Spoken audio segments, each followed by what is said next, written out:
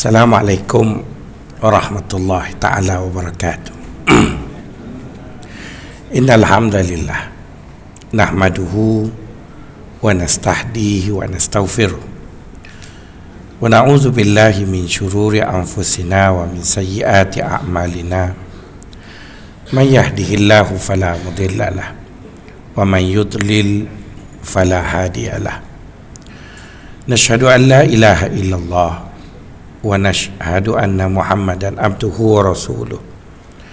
Allahumma ja'alna minal ladzina yastami'una al-qawla fanattabi'una ahsana.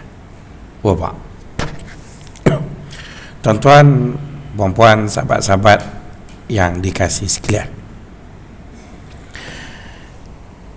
dalam pengajian agama ini tuan-tuan akan selalu didengarkan dengan istilah-istilah, dan istilah-istilah itu mempunyai kedudukan ataupun fungsi yang berbeza antara satu sama lain.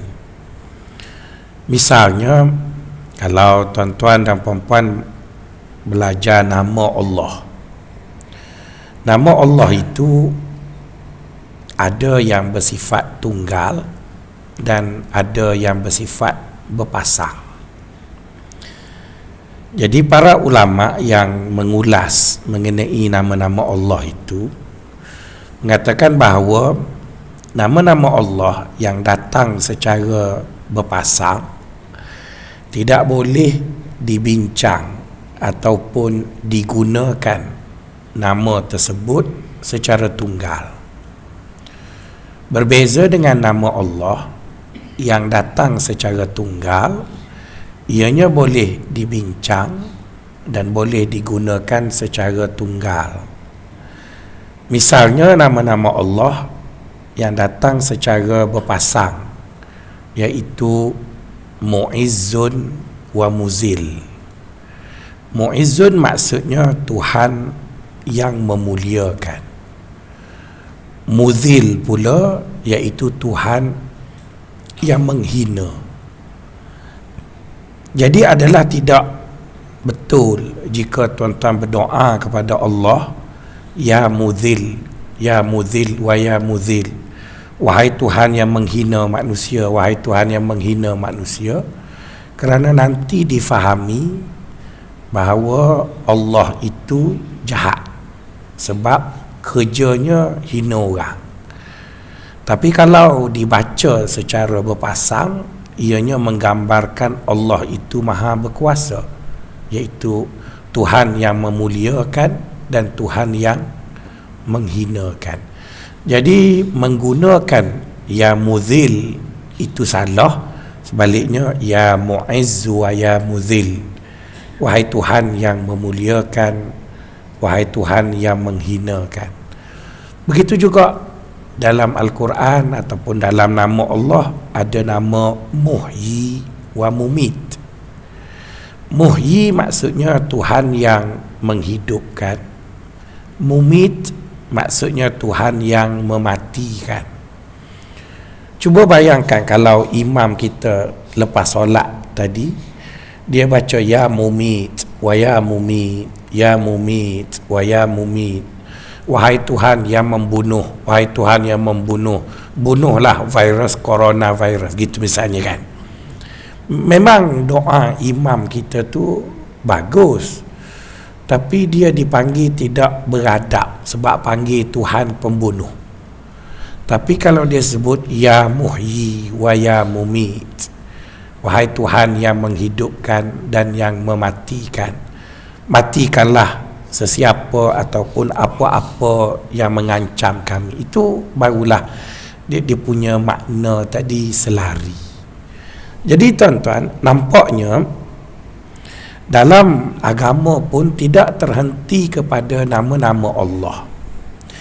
Ada istilah-istilah dalam agama kita ini, khususnya dalam pengajian tasawuf, ada disebut satu istilah di mana istilah itu merangkum semua benda. Ada disebut satu istilah di mana ianya tidak berfungsi dengan baik, melainkan ada pasangannya. Ada istilah bila disebut fungsinya terlalu kecil. Jadi memahami akan keberadaan ataupun fungsi sesuatu istilah itu akan memberi gambaran yang jelas kepada kita tentang bagaimana kita mengadaptasi konsep dan juga istilah-istilah tadi. Misalnya tuan-tuan, bila tuan-tuan baca Quran, Allah Subhanahu wa taala kata dalam Al-Quran, kalau kamu nak masuk syurga, kamu hanya perlu beriman dan bertakwa. Sesiapa yang beriman dan bertakwa. Dalam ayat yang lain Allah menyebut sesiapa yang beriman dan beramal soleh. Jadi ada sebahagian ustaz menterjemahkan hendaklah kita beriman dan takut pada Allah. Jadi perkataan takwa jika diertikan dengan makna takut, maka kita akan bertembung dengan istilah lain yang juga membawa makna takut, iaitu khasyah. Innama yakhsyallaha min ibadihil ulama. Sesungguhnya mereka yang takut kepada Allah itu adalah orang-orang alim. Jadi kenapa takwa diterjemahkan takut, khasyah juga diterjemahkan takut? Saya lebih cenderung kepada makna takwa itu ialah buat baik. Sebabnya dia seganding dengan innallazina amanu wa amilus solihat. Orang-orang yang beriman dan beramal soleh. Ayat itu datang dalam bentuk positif, iaitu percaya pada Allah dan buat. Positif tu maksudnya action. Beriman dan buat. Dalam ayat yang lain dia datang dalam bentuk negatif, iaitu beriman dan mengelak diri daripada buat benda tak betul. Maka itu disebut takwa. Jadi perkataan takwa tidak seharusnya diterjemah dengan takut, kerana takut itu kecil je. Takwa itu istilah yang merangkumi taat, takut, harap. Jadi maknanya lebih luas berbanding dengan khasyah, iaitu takut. Itu adalah contoh di mana ada istilah, pengertian daripada istilah itu besar, tapi kerana kesilapan terjemahan, maka ianya di-narrow ataupun dikecilkan, menjadikan erti yang luas tadi difahami dalam bentuk yang begitu sempit. Namun di sana tuan-tuan ada juga perkataan-perkataan yang mana ianya tidak akan difahami, melainkan dia seganding ataupun dia datang berpasang.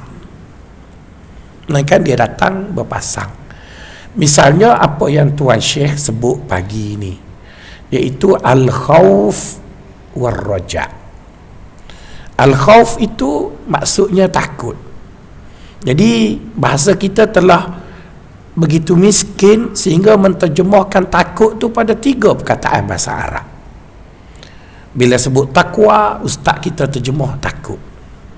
Bila sebut khauf, ustaz kita terjemah takut. Bila sebut khasyah, ustaz kita terjemah takut. Maka tuan-tuan, kita akan bertanya, kenapa Allah guna 3 perkataan sedangkan orang Melayu hanya guna 1? Mesti hebat orang Melayu, betul kan? Jawab dia, tak, Allah lagi hebat. Orang Melayu tak betul. Takkan orang Melayu hebat, Allah tak betul, tuan-tuan. Jadi pastilah orang cerdik ni, tuan-tuan, bila dia sebut satu perkataan, dia ada maksud kan pada perkataan itu. Misalnya tuan-tuan dengar Tuan Dr. Mahathir bercakap, tuan-tuan ingat dia nyanyuk kah? Ada. Bila dia sebut satu-satu perkataan, dia maksudkan perkataan itu. Dia boleh je guna perkataan lain. Itu baru manusia yang kita rasa hebat. Takkanlah Allah bila dia sebut satu istilah, kita pun terjemah serupa je. Dia tak serupa, tuan-tuan. Kalau dia maksudkan khasyah, maka dia sebut khasyah lah. Bila dia sebut khauf, dia maksudkan khauf. Bila dia sebut takwa, dia maksudkan takwa. Cuba kita bayangkan kalau tuan-tuan dengar ayat ini.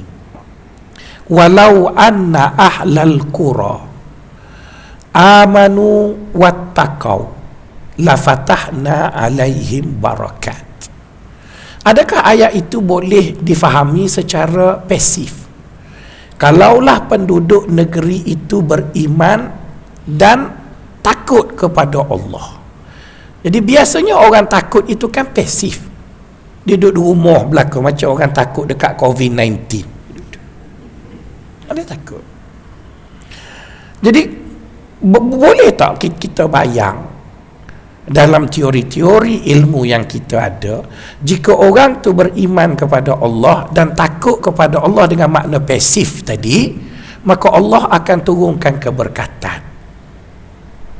Jadi pastinya ayat takwa di sana tak boleh ditafsirkan dengan makna pasif, iaitu takut tak buat apa.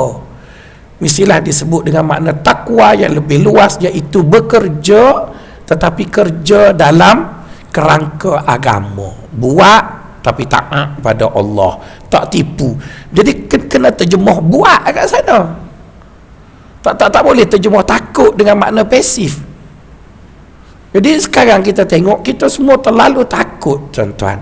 Sedangkan yang mati dengan coronavirus ni adalah terlalu kecil nak banding dengan yang banyak lagi.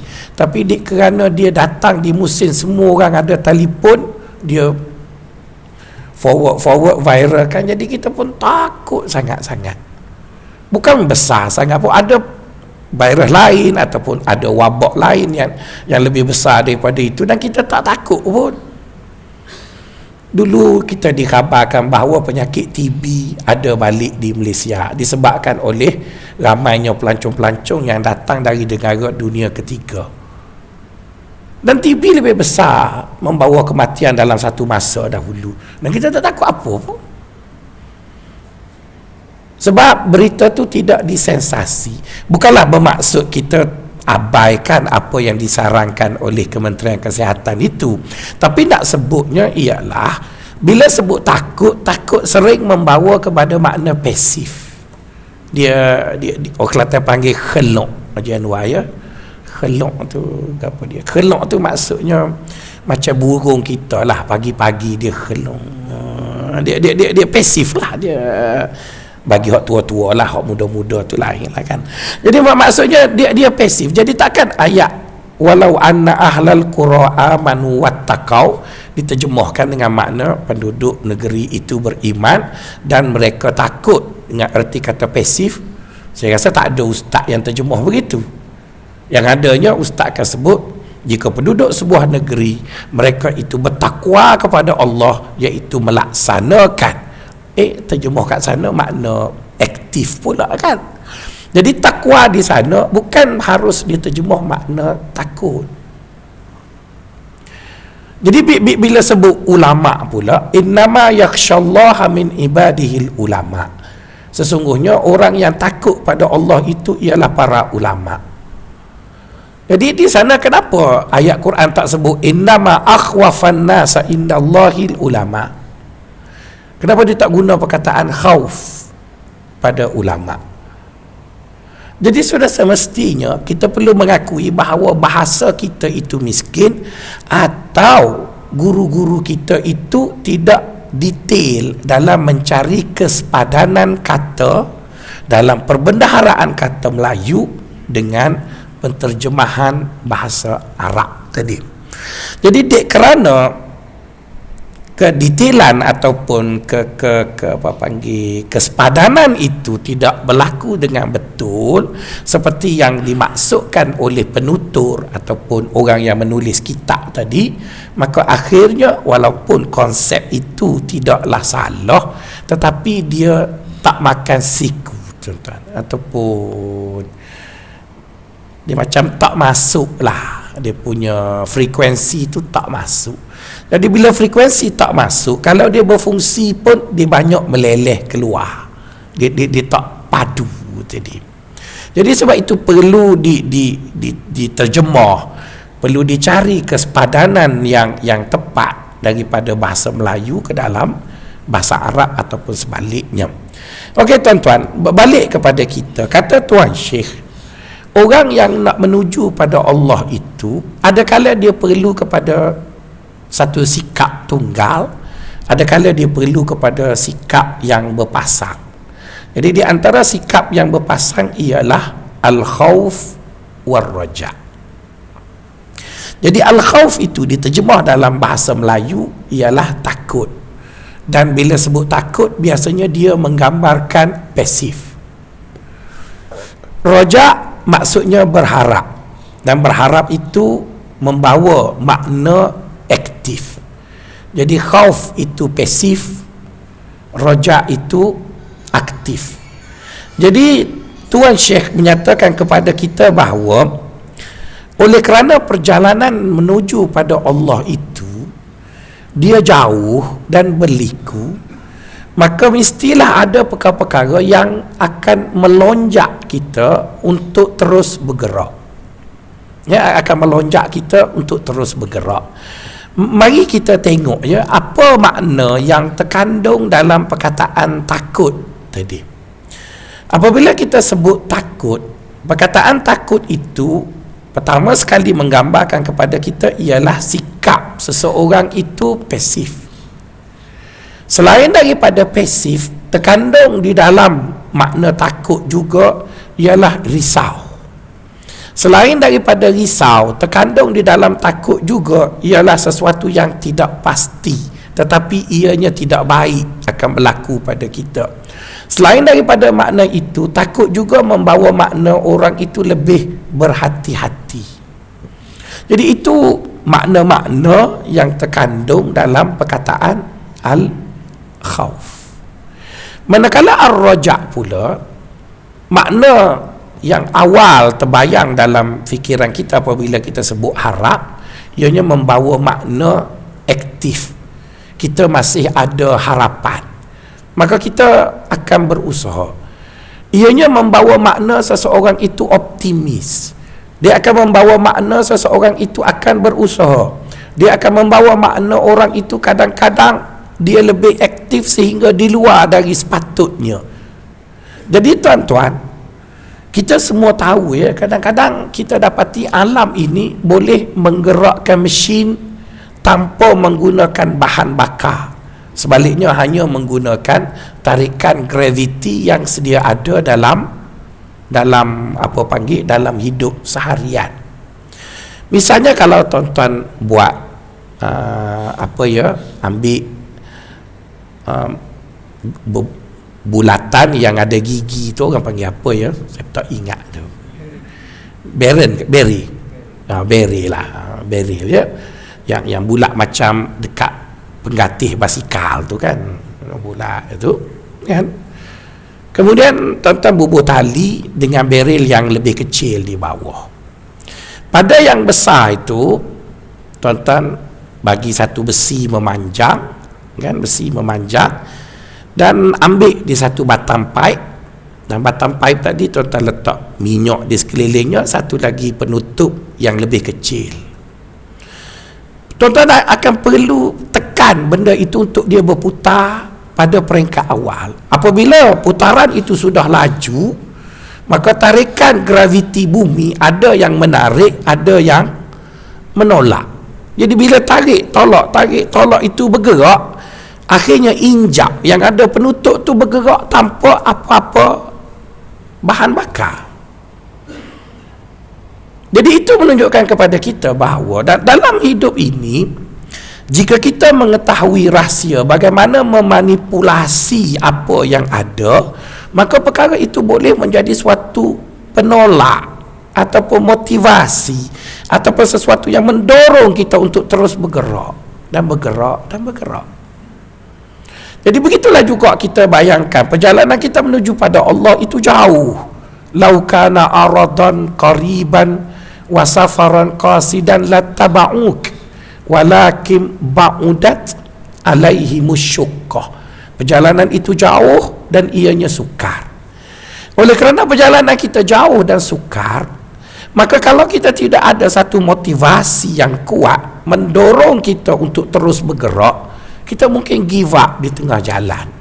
Macam kita tengok ada satu cerita Hollywood itu, ada 8 orang askar yang terselamat daripada kapal dia karam duduk atas bot. Dia dayung dah 2 minggu kapal perahu dia tu, dia rasa dia duduk tempat sama je. Sebab di tengah laut mana nampak kiri kanan depan belakang. Dia dayung. Ada yang mati kerana putus harap.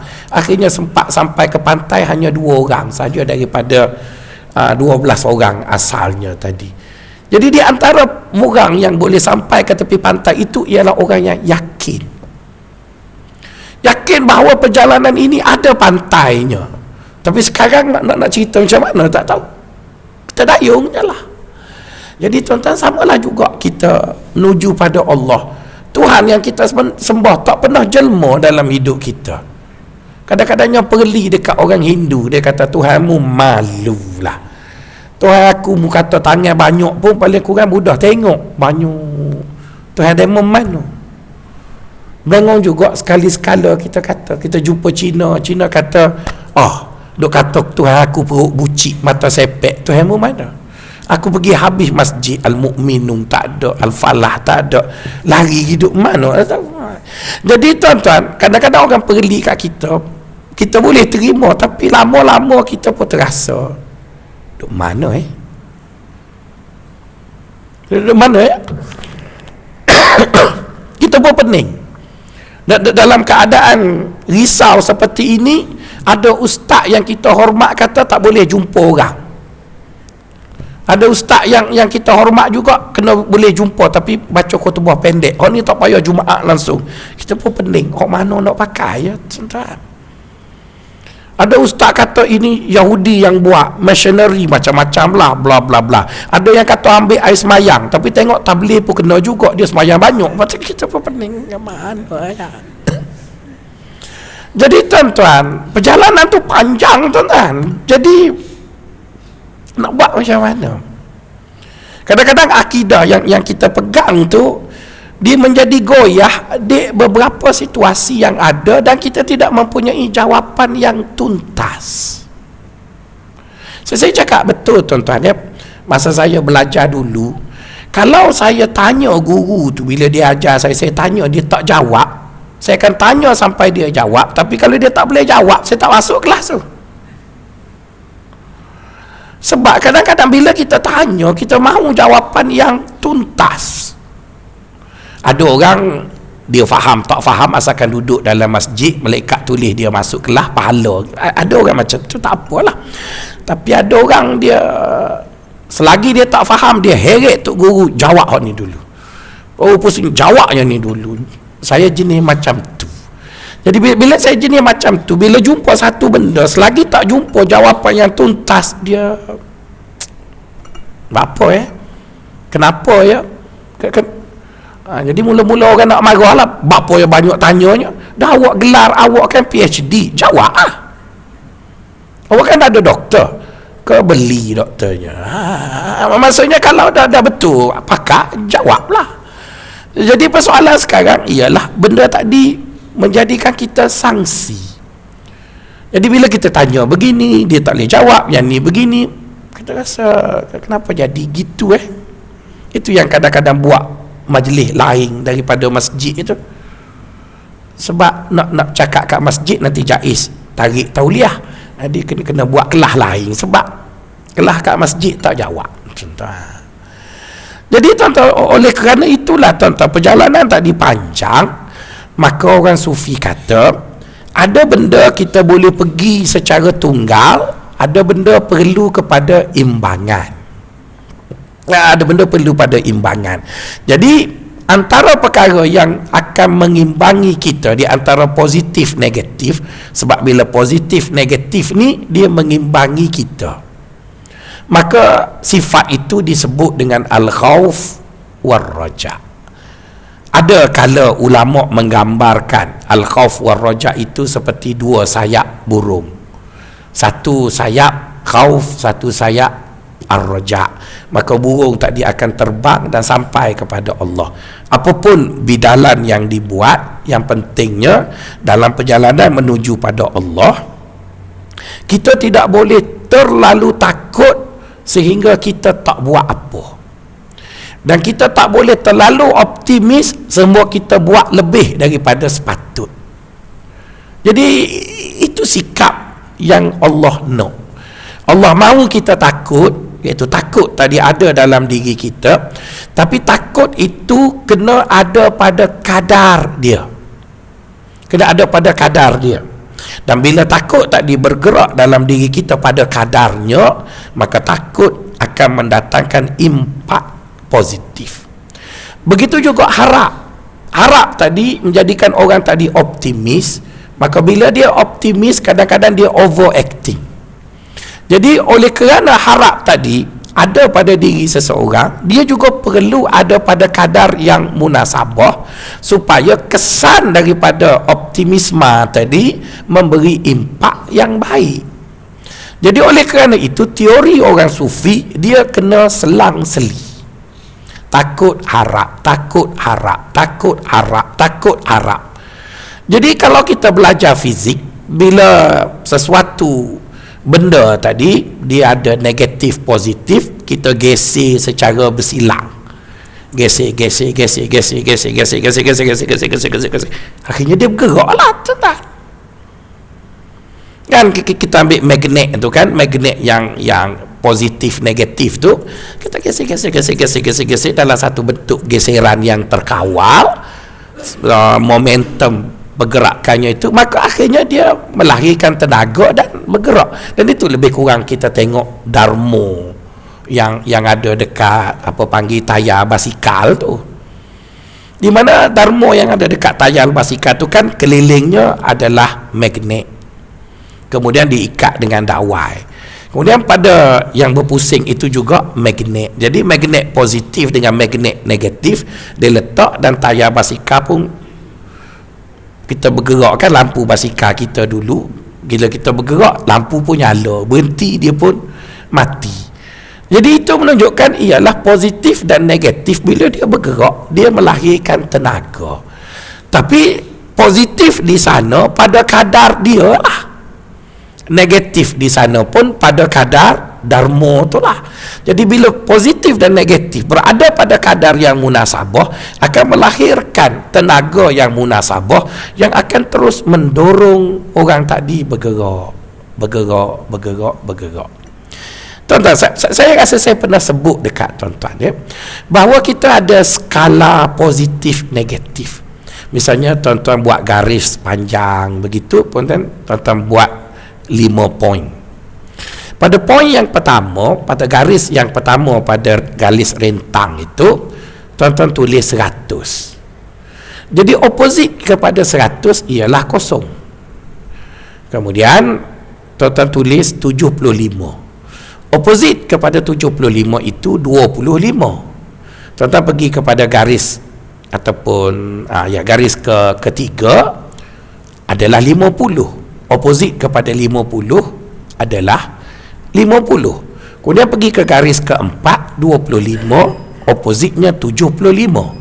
Tuan-tuan pergi kepada garis kelima kosong, opositnya 100. Jadi bermaksud tuan-tuan, graf kita ni dia tidak 100 ke 200, dia tak macam tu, dia 100 ke kosong.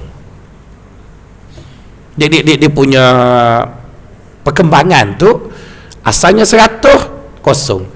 Tuan-tuan sebutlah dekat saya, siapa yang hidup di dunia ini bila dia ada satu benda makin lama dia makin baik? Kerajaan. Oh, mula-mula jadi menteri mesti rajin, kalau boleh pukul 7 nak pergi pejabat dah, tuan-tuan. Sebab dia kemaru, betul kan? Cuba bagi dia 60 tahun. Maka sebab itu kerajaan tak boleh bagi lama-lama. Sepenggar turun orang lain pula, kosilah pencing, betul kan?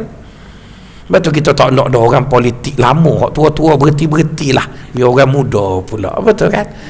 Mudah tua-tua mari masjid ni ngaji tasawuf pula, betul kan? Ustaz tuan-tuan sama juga. Ustaz ni baik 10 tahun je, lepas 10 dia turun lah. Tak percaya cuba tengok ustaz 10 tahun dah masjid tuan-tuan. Ambo ni baru ne, okey lah, ne ke 5 tu dia tengah baik tu, betul lama dia turun lah. Apa benda yang ada kat dunia, tempoh menjadikan dia lebih baik? Tak, tempoh menjadikan dia lebih menurun. Jadi bila semua benda yang ada di dunia bermula dengan 100 menjadikan dia kosong, apa penyelesaian? Kita tak boleh lah nak kata ada macam tu, kita terima itu tak betul lah. Kita terima seperti mesti ada penyelesaian. Jadi penyelesaiannya ialah swift, tukar. Sebab tadi kan graf kita buat tadi, sebelah kiri ni mula 100, yang oppositnya kosong, kanannya pula 100. Jadi bermaksud tuan-tuan, kita berada dalam satu situasi, bila sampai kepada titik 50, kita swift pergi ke oppositnya pula. Sebab oppositnya daripada 50 menaik sampai 100. Bila kita dah sampai 100, swift naik belah sana pula. Jadi seolah-olah hidup kita tadi dia bergerak antara positif dan negatif. Dia turun naik, turun naik. Sebab itu Allah sebut inna ma'al usri yusra wa inna ma'al usri yusra. Allah kata sesungguhnya selepas daripada susah ada senang, selepas senang ada susah, lepas susah ada senang. Sebab kita ada senang susah lah tuan-tuan ni baik ni tuan-tuan. Cuba tuan-tuan tak pernah susah, rasa tak mari masjid tuan-tuan. Bila dah tua pencing, dah tak ada, orang dah tak lantik, sakit pinggang kan, bajet pun tak ada, tu yang mari masjid, makan nasi percuma, yang tu lepas tu jumpa orang geng-geng nak mati belakang, sebab sakit. Cuba tuan-tuan tua pun gagah, duit banyak, tak mari tuan-tuan, tak mari tuan-tuan. Tak percaya cuba tuan-tuan pergi dekat Putrajaya. Putrajaya tu banyak surau dan masjid, tempat-tempat pegawai kerajaan, pegawai kanan yang gaji besar-besar. Masjid dia kosong tuan-tuan, kosong masjid dia. Sebab dia tengah turus, burus, macam-macam, sibuk lah. Tapi bila benceng, dia pun baru mari. Jadi betul dah tu, ada senang, ada susah, ada senang, ada susah. Dulu tuan-tuan, orang UMNO masa dia berada di Kemuncak, tak mari masjid tuan-tuan, pakai sokok, payah. Lelah ni bila kalah pakai piyah tuan-tuan, akan cuba tuan-tuan mari masjid dah lah. Dululah UMNO, lepas tu bila PH kalah pula, dia pula mari masjid pula. Jadi bermaksud tuan-tuan, tak usah kata siapa-siapa lah, serupa je. Bila senang lain sikap kita, bila susah lain sikap kita. Jadi sekarang yang saya sebut tadi contoh je, tapi perkara itu berlaku pada semua manusia lah. Saya sendiri pun begitu, tuan-tuan pun begitu. Jadi oleh kerana begitu, maka sebab itulah Allah Subhanahu Wa Ta'ala dia jadikan kita hidup di dunia ni tak stabil. Sebab bila stabil, kita mula overacting. Kalla innal insana la yatgha ar-ra'a hustaghna. Tuan-tuan tahu tak antara faktor kenapa pegawai kerajaan gemuk? Kan buat kajian, dibuatkan pegawai kerajaan di Putrajaya 70% gemuk, betul kan? Sebab dia tak perlu risau apa pun akan berlaku, gaji mesti dapat. Betul kan? Tapi kalau kerja emas, sekarang dah 13,000 cuti tanpa gaji. Hidup tu resah sangat. Tuan-tuan rasalah ustaz yang pegawai kerajaan macam saya ni, tawakalnya lebih baik tak daripada orang meniaga air ataupun nasi lemak kat luar. Saya rasa dia lebih baik tawakal. Tiap-tiap hari duduk, ya Allah, ya Allah, ya Allah, lakulah Allah.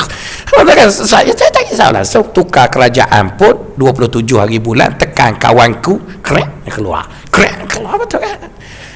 Mana ada risau tuan-tuan. Jadi bila tak risau, Itu yang dia punya metabolisme tidur tu, dah tidur jadi gemuk. Tuan-tuan, itu.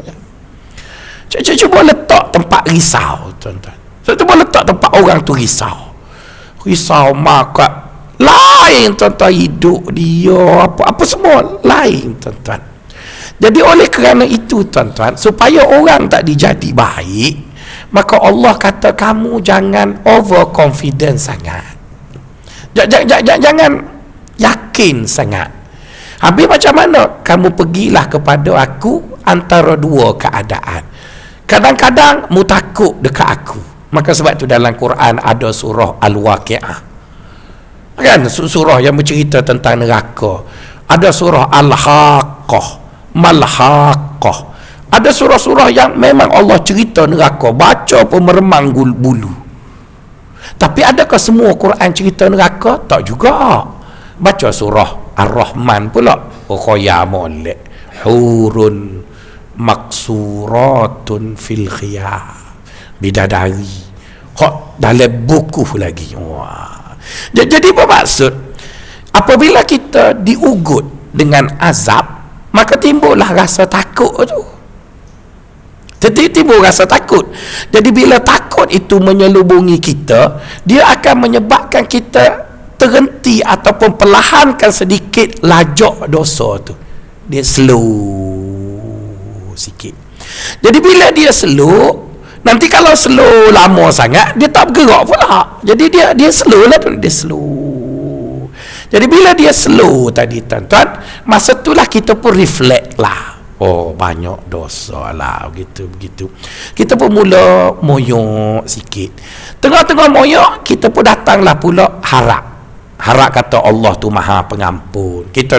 Maka kita pun segar balik, bergerak balik. Lepas tu bergerak laju sangat, moyok balik. Jadi akhirnya dia bergerak lah, tuan-tuan. Macam kayuh basikal tu, masa dia punya pedal tu duduk atas, berat lah sikit sebab kita kena tolak. Tapi yang belah kirinya dia ringan sebab dia ditolak naik. Lepas tu dia kerak kat situ, dia kerak. Akhirnya dia bergerak lah, tuan-tuan. Ya, jadi sebab itu antara takut dan harap, dia adalah dua benda yang kalau dibiarkan bergerak sendirian tak baik. Kalau dia bergerak sendirian dia tak baik. Tapi kalau dia gerak bersama, dia baik. Jadi sebab itu bila sebut pasal takut, kita tak boleh ajar takut tu takut je. Kita kena ada takut, kena ada harap. Samalah kita duduk kat rumah, tuan-tuan.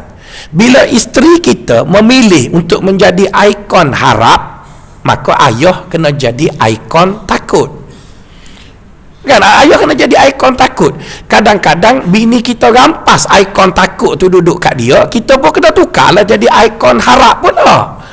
Dia tak boleh dua-dua serentak. Misalnya mak marah, watak pom. Lepas tu ayah kata, dah sudah dah, mari aku tambah lagi. Tak boleh lagi tu. Dah mak dah mengamuk dah macam singa betina, ayah pula jadi macam singa jantan lah pula, duk main bulu je, glik gitu je lah. Barulah anak tu tak lari, tuan-tuan. Sebab yang perlu ada di rumah takut dan harap. Jadi biasanya ayah lah yang menjadi ikon takut tu. Maka sebab tu ayah tidak popular. Tak apalah, tapi setidak-tidaknya emosi anak tadi berkembang dengan baik. Bila anak buat benda yang tak patut dia buat, mak akan nasihat. Mu sekali ni mak tak beritahu kat ayah, lain kali siap kau. Ya. Ya, mak begitu. Saya ingat masa saya kecil dulu, ayah saya kata jangan pergi main bola petang, hujan. Saya main juga. Jadi bila balik kot dapur lah. Jadi ayah dah mari dah dengan rotan, mak terus bagi pisau, pergi ambil lengkuas. Kita pergi ambil serai, tak tahu kan. Mari, lepas tu ayah kata, mau main bola kau? Tak main bola, ambil lengkuas. Lengkuas apa tu serai? Oh, tersilap. Jadi basah jugalah, mujur dia cover lain, tuan-tuan. Jadi mak tu dia jadi ikon yang cover, tapi dia tidak selalu buat macam tu. Lepas tu dia suruh mandi. Ingat lain kali mu main lagi. Jadi kita pun terima kasih mak, tolong cover. Oh, kalau dia tak cover, ni baru balik main bola. Oh, nanya kita, tuan-tuan, kena tali pinggang masa tu, tuan-tuan. Tapi nak sebutnya benda tu kena begitu, ada takut, ada harap. Kata Muhammad Kutub, seorang pakar pendidikan Islam, dalam kitabnya At-Tarbiyah Al-Islamiyah, kata dia, bila kita didik anak kita, dalam diri anak kita tu ada 14 sifat yang saling berlawanan, maka perlu wujudkan apa yang dipanggil keseimbangan. Jadi keseimbangan itu adalah perkara penting bagi menyuburkan jiwa anak kita tadi. Dia hidup tadi, dia tahu ada 14 benda, antara satu sama lain adalah opposite, iaitu jadi 7 lah kan, sebab dia 14. Jadi 7 benda ni dia kena sentiasa imbanginya. Dia tak boleh berat sebelah lari alignment. Pertama ialah takut dan harap. Itu yang pertama lah. Yang kedua ialah antara fizik dengan metafizik. Fizik bermaksud ilmu-ilmu akal yang ada di dunia, dan satu lagi ialah ketentuan Allah yang ada di selepas daripada fizik. Ada seorang kawan saya, dia beri satu ucapan metafizik Allah. Ada meta selepas metafizik lagi. Kalau saya duduk di UKM, kalau tuan-tuan nak pergi tanya dia lah, saya hanya tahu setakat metafizik ya. Dia ceramah metafizik. Wah, tak sampai lagi saya. Okey. Jadi bermaksud dia takut, harap, satu. Yang kedua, fizik dengan metafizik. Maksudnya kita ajar anak kita bahawa hidup ini ada peraturan. Nak masuk universiti kena 9A SPM. Itu fizik. Tapi nak lulus dia, selain daripada baca buku dan pergi tuition, kamu kena berdoa. Jadi berdoa itu metafizik. Di sebalik benda yang kita tak boleh nak atur. Jadi kita tak boleh anak kita asyik duk minum air Yasin malam Jumaat, buku tak baca. Tak boleh. Ada tuan-tuan, dia rebuh, dia bakar buku tu, dia buat abu dalam air Yasin, dia duk minum tuan-tuan. Jadi macam tu tak boleh. Nak periksa SPM, ayah ni gak pergi umrah lagi, doa di multazam, pergi Baitul Maqdis sebab nak suruh anak dapat 11A. Itu tak betul juga. Tapi kalaulah baca buku, pergi tuition, semayang pun tidak, pun tak betul juga, betul kan?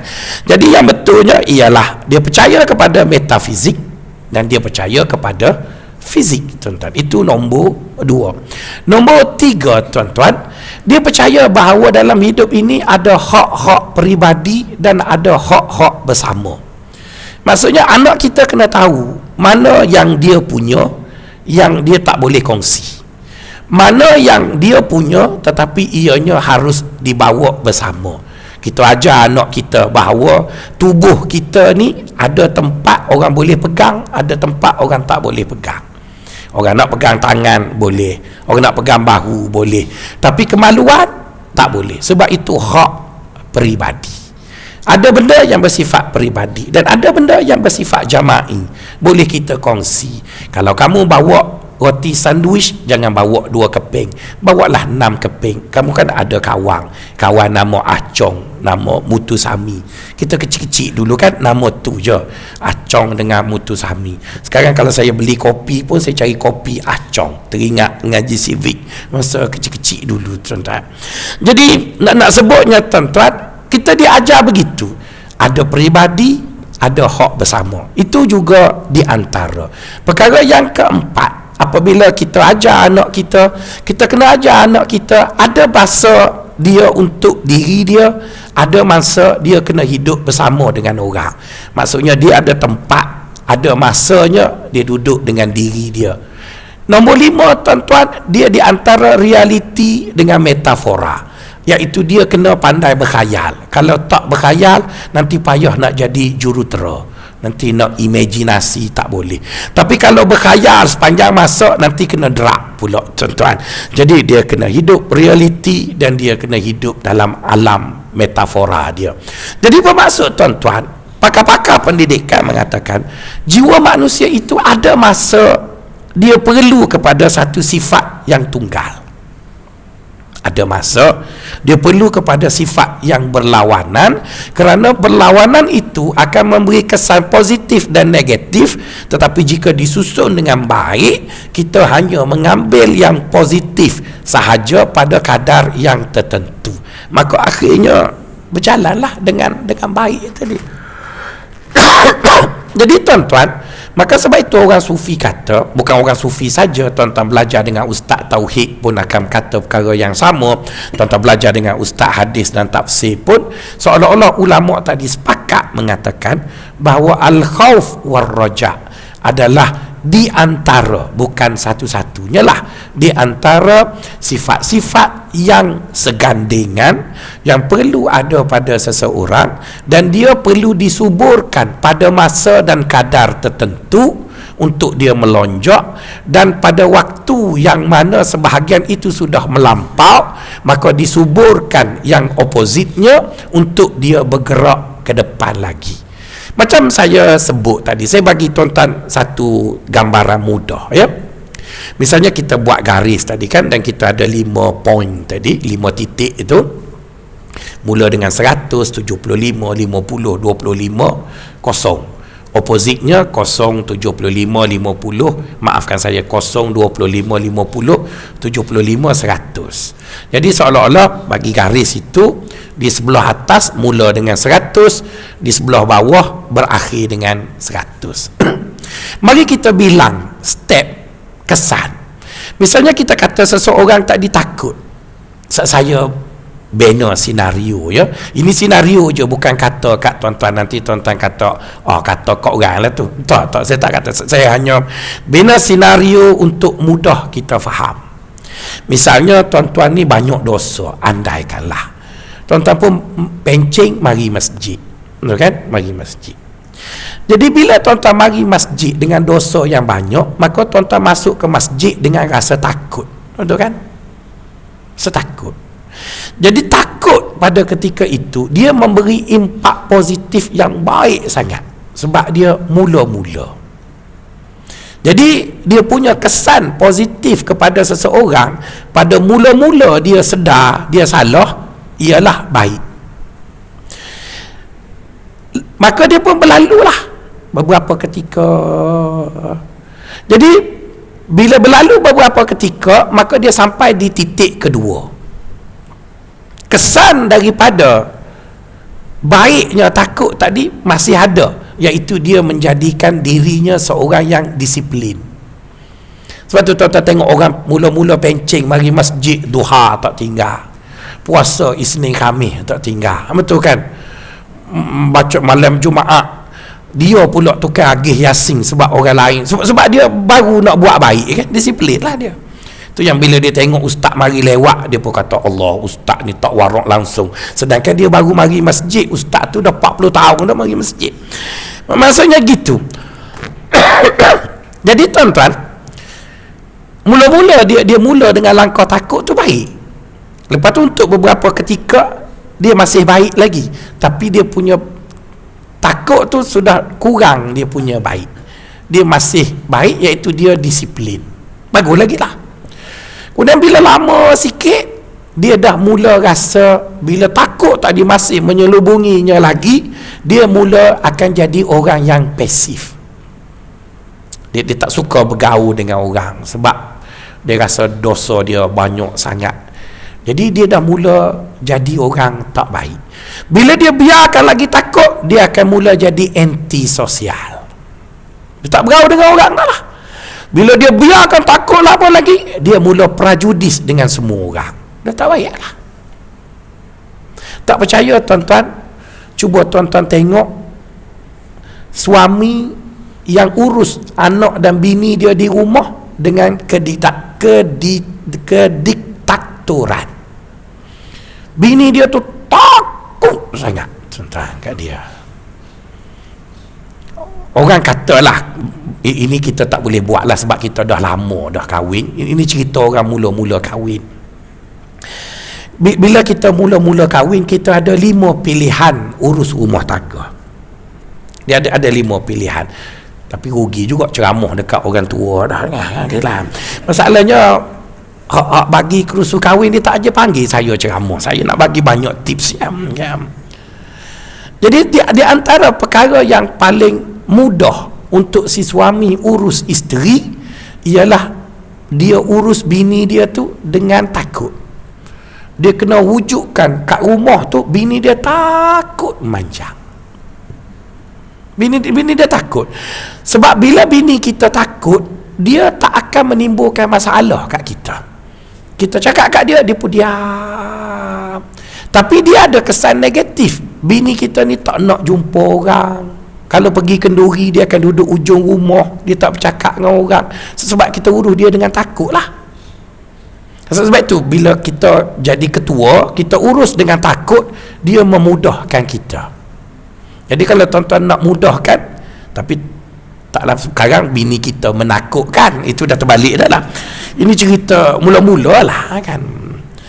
Jadi adalah beberapa petua diajar oleh orang Mesir. Orang Mesir kata kalau kita dah kahwin, malam pertama tu biar kucing masuk bilik tidur kita. Bini kita kan berdebar, macam mana tak tahu orang lelaki ni bla bla. Ini bagi kahwin yang tak nakal lah, yang dah gomo kat taman bunga tu tak kira dah lah. Ini kahwin yang mula-mula tadi. Jadi isteri kita ni duduk dekat katil tu tunggu kita biarkan kucing masuk. Bila kucing tu masuk, kena sergah kucing tu sampai dia lari. Tapi sekali sergah, kucing tu lari. Tobat bini kita akan ingat siapa mati tu laki dia garang, kucing pun lari tuan-tuan. Tapi kalau sergah kucing tu, sergah kita balik, kita lari, tak jadilah. Jadi itu petua pertama. Sebab apa yang berlaku pada malam pertama, isteri tak lupa tuan-tuan. Isteri takkan lupa. Jadi lepas pada tu kita kena, adalah step-step dia. Itu ceramah bagi anak-anak muda nak kahwin lah. Jadi lepas pada tu kita baca je hadis Nabi. Deraka suami neraka, deraka suami, dia ulang hadis tu lah. Deraka suami, ya suaminya tak pernah baik pun, tapi dia ulang hadis tu, ulang. Jadi akhirnya bini kita takutlah. Jadi mudahlah kita urusnya, tapi risikonya ada.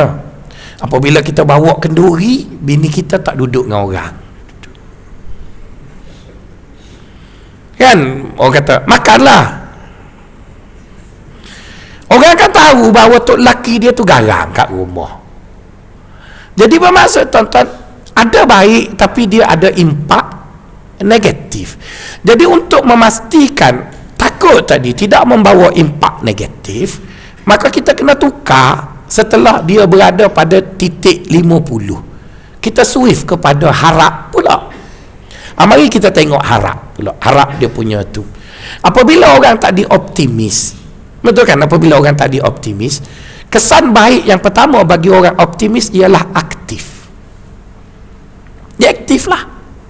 Maka sebab tu jarang kita tengok orang sedih berlanggar kereta. Yang banyaknya orang balik bersuka-suka. Orang balik convocation berlanggar mati. Orang balik kenduri kahwin berlanggar mati. Jarang kita jumpa orang balik kubur mati berlanggar. Sebab bila dia, sebab tu polis kata lebay boleh pakai serban naik motor, tapi kena pakai definisi lebay lah. Lebay dalam kamus mengatakan orang tua yang pergi masjid, bukan budak muda.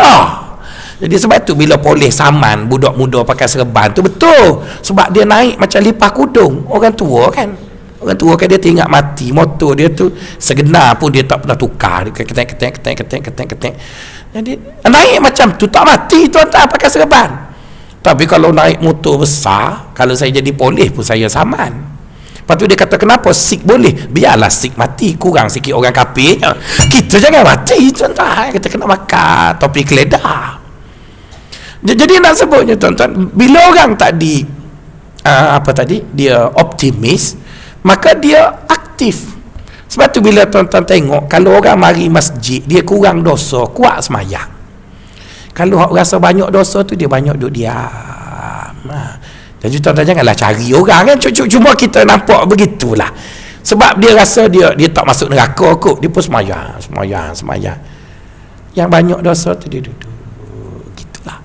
Jadi orang yang optimis, dia aktif. Okey, bila dia aktif, maka lama kelamaan aktif-aktif dia akan jadi overacting. Tak aktif sangat dia akan jadi overacting. Jadi bila overacting tu dah tak baik dah tu. Jadi sebab itulah orang sufi kata kita kena ada takut, di mana takut itu bila lama kelamaan menyelubungi kita, dia akan menjadikan kita prejudis dengan orang.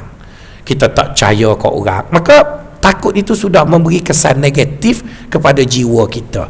Maka pada ketika itu kita kena pindah dari takut pergi kepada harap, optimis tadi. Dengan optimis kita akan rasa ceria, kita rasa Allah Ta'ala akan ampunkan kita masih ada peluang, maka kita pun berusaha. Bila kita berusaha, nama kita jadi overconfident, banyak dah kot pahala, maka itu pula tak baik pula, maka kena masukkan pula takut tadi. Jadi bila kita masuk takut dan nak beri kesan negatif, masuk pula harap. Jadi dia macam pedal basikal tu lah, dia kayu.